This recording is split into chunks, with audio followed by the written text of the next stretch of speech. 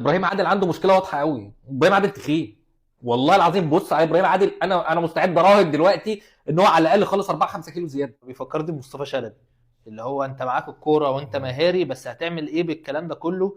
على الابيض مفيش اي حاجه خالص.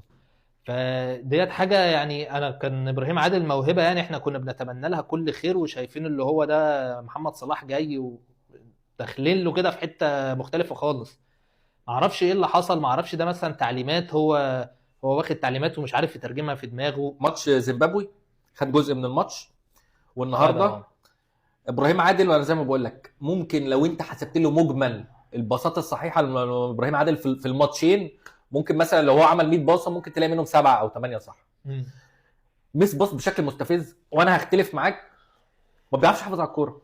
يعني النهارده كل لعيب بيميل عليه بياخد الكوره منه. يا جدعان ابراهيم عادل عنده مشكله واضحه قوي. ابراهيم عادل تخين والله العظيم. بص على ابراهيم عادل، انا مستعد اراهن دلوقتي ان هو على الاقل خلص 4 5 كيلو زياده. حركته تقيله جدا، كل لحظه بيضطر فيها ان هو يغير من سرعته او يغير من اتجاه جسمه بيتزحلق، بيقع. زود بقى على كده النقطه اللي انت لسه قايلها. ابراهيم عادل لما بترميه على الوينج، هو حفظ الوينج، هو واضح ان هو لعيب رؤيته للملعب محدوده قوي. فهياخد الكرة على الوينج، هيرقص، هيرفع وشه، يبقى كل واحد المهاجم قطع على القريبه، الوينج الثاني قطع على البعيده، في لعيب خط وسط. المنظر ده انا حافظه، فانا بعرف اتعامل معاه. انما ابراهيم عادل النهارده كان مطلوب منه انه ياخد الكرة من الوينج ويخش العمق، او من غير كرة يخش العمق.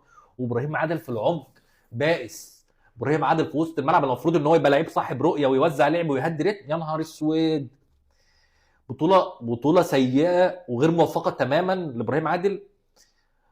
انا شايف بصراحه ان هو رقم واحد السبب في ده، لان هو انا شايف ان هو اهمل في حق نفسه فعلا.